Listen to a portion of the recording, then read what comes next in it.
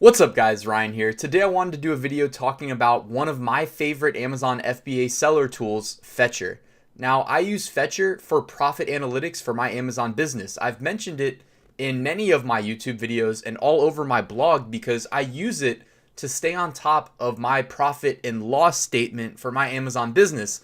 Meaning it helps me understand my exact money in and money out and make sure I'm operating at a profit. And if I'm not, to help me track like where I'm wasting money, help me track my exact expenses. And if you guys aren't selling on Amazon yet and you're watching this video, most people aren't too upfront about really how difficult it can be to track like where your money's actually going while you sell on Amazon. Like keep in mind, every SKU that you sell has different height, weight metrics that will factor into like storage fees and Amazon referral fee and FBA fee. So like the category will change the referral fee, things like that. It's very complicated, and to spend time tracking it down on a per order basis to understand it would take you forever, and your time is much better spent using a tool like Fetcher that presents the data.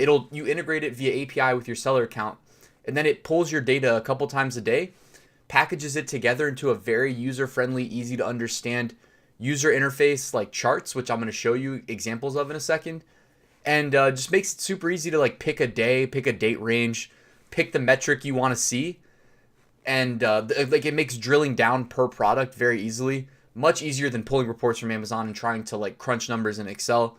Not that it can't be done, but this is just, remember guys, your time is money. This tool only costs $19 a month, and here's the best part: they give you like a free 30-something day trial with no credit card required.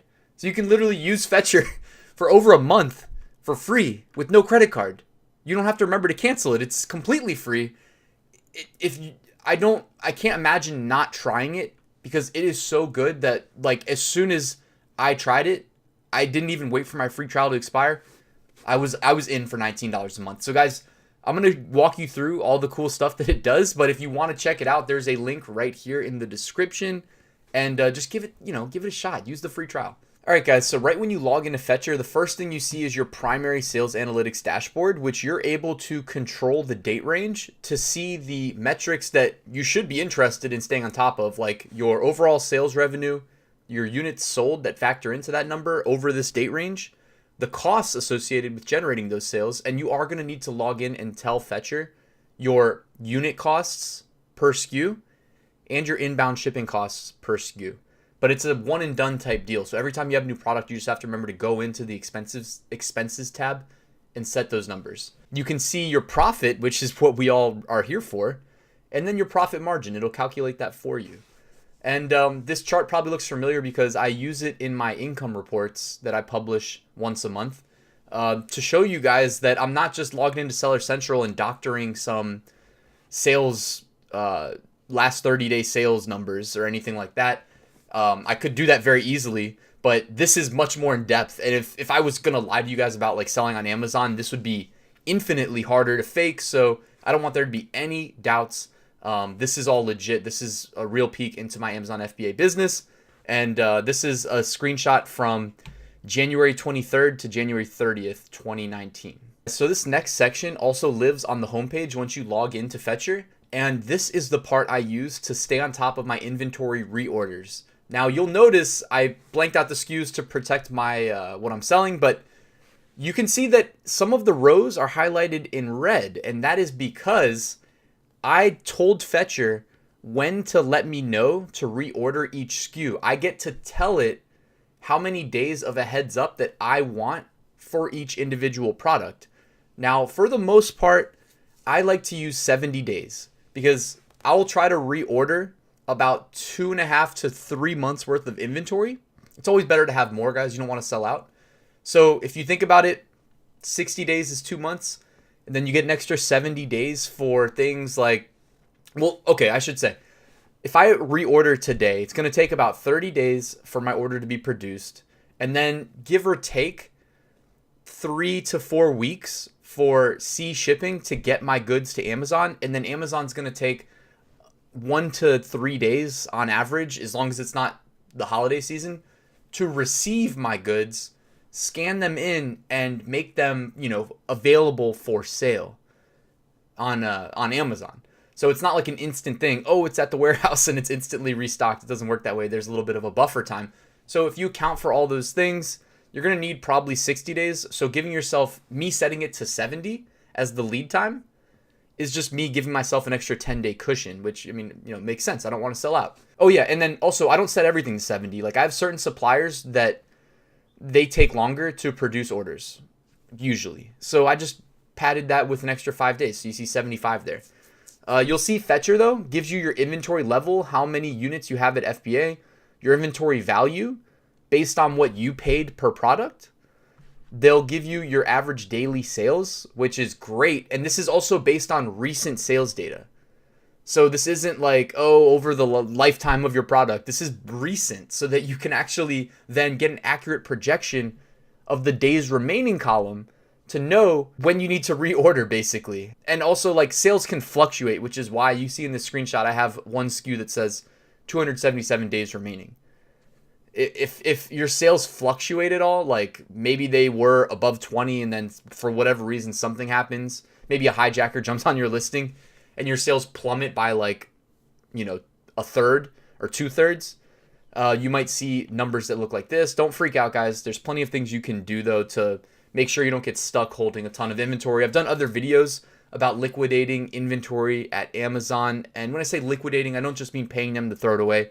I mean actually selling it and getting your money back out of it. Just go ahead and check out my channel. I've got plenty of videos on FBA. All right, so on the navigation, Fetcher has a tab that says Sales and Profitability. If you click that, it will generate a new dashboard that does just what it sounds like. It tracks 2 metrics, it breaks it down by SKU, and you get to set the date range. What it does then is it displays your overall sales in gray, which you can see in the screenshot, and your profit generated from those sales in light blue. And again, you've already told Fetcher how much you pay per product, and you've told it your inbound shipping. When I say inbound, that means how much does it cost you to get it from your manufacturer to FBA. When it knows those things, it can automatically download your PPC spend for the sale, and it can generate your Amazon referral fee and FBA fee for the sale. When you have all those things, you can actually get accurate numbers for costs. And when you know costs, you subtract that from the overall sales revenue number, and you get the light blue bar, which is your profit. And obviously, we want to stay on top of this because it's the driving force behind our business. We want to have as many profitable SKUs as possible. I like to remind people in the income reports that SKUs that generate a couple $100 a month, they're not that exciting, but they add up. And also, guys, you got to give them time to really try to break out, because you do not know what SKUs are going to become organic rank 1 bestsellers. Sometimes it's unexpected. Like the story of my current rank 1 bestseller generating me the most profit per day was not one that I expected. And it took probably 8 months, maybe even 10, to get the organic rank 1 spot from my other product. They're all variants. I launched a lot of variants because I wanted to see what worked and what didn't work. The nice thing is that when you tap a niche that's working, guys, and you already have a good relationship with the manufacturer, it's so easy to be like, hey, can I see your full catalog? Get their catalog. Look at what they sell. Start doing some Amazon research. If you need assistance with Amazon research, check out my free mini course. There's a link in the description. Or check out my full course. My mini course, by the way, is almost a 50-page PDF. So it's extremely thorough for product research and validation. And then I also tell you all the remaining steps to get your product live and succeed on Amazon. My full course, I spent over a year on, like a year writing it. And it's based on years of research and selling. And it will literally, it gives you everything. It gives you everything. My exact process is hand-holding step by step. Anyways, let's move on here. Fetcher also offers a refunds chart, and this is why you want to do your due diligence with ordering samples and vetting suppliers, because also you can pay for an inspection of your goods after they're produced by an independent third party if you choose to, and in hopes to prevent a high return rate. Now, the reality, and I've mentioned this in some other videos, is that I also was, you're looking at my return rates, by the way, for 2018. It is pretty high. And the story between my top 2 SKUs, and it wasn't really top 2 SKUs. Let's just say top 2 product types that I sold that had higher return rates. Was one of them was high ticket. On the low end, it costs $100, and I had 5 SKUs. So they cost between $100 to $150 on Amazon. They were expensive, obviously. And a customer, if they're not pleased with it, even if there's nothing wrong with it, you know how Amazon customers work, guys. I mean, the Amazon experience essentially entitles the customer to a return. They feel like if they're not completely satisfied with something, they reserve the right to return it. Well, even at Amazon's discounted shipping rates, these large oversized products that I had 5 SKUs of, they cost about $30 to ship on average anyway, like to Amazon, from Amazon to the customer. Then if they refund it, you buy the shipping to get it back to FBA. So it added up big time. Really started to cut into my margins, so I discontinued those 5 SKUs. Also, the second product was me launching a product similar to one that I was selling and making a ton of money on. So I always say if I have something that's working, double, triple, even quadruple down on it. I did just that. I ended up having 4 SKUs related to that first SKU that I launched. By the way, guys, I used Jungle Scout to find that SKU. Either Jungle Scout or Helium 10, both great product research tools for finding profitable products. Believe it or not, they still work. They pointed me to this SKU. I was one of the first sellers to be selling it and made an absolute killing doing so. As a result, I said, all right, I'm going to launch 3 new SKUs related, because if I can make that much money off one, why can't I make more money off 2, 3, and 4? But I tried using a different manufacturer for the 4th SKU. So 1, 2, and 3 were from the same manufacturer. Number 4 was from a different one because they offered me a better price. And I had a man on the ground in China helping me with relationships with manufacturers and whatnot, and also helping me source things. He said, hey, just check this guy out. He checked this factory out. The sales agent we worked with is a good guy. We went and we worked. I did 2 orders. After the second order, I couldn't order again because like the return rate was just too high.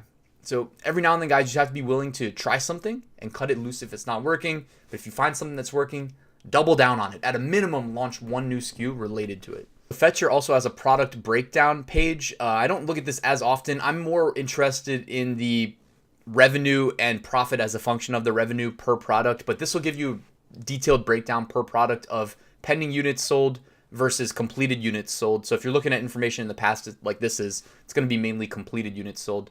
If you used any promotions or rebates involved in those sales, you'll see that here. Also, the line that we're most interested in is that dark blue profit line. Fetcher also offers you a detailed look into your PPC spend per product by day. Again, you always control the date range that it displays information on, but you can see here that it's for this SKU over the date range that I provided. It says PPC spend $948.78. You can see it broken down by day. So you see here on one day, I spent $250 on one SKU, which is crazy. It looks like I was able to curtail the spend after that, but things got a little crazy on that one day.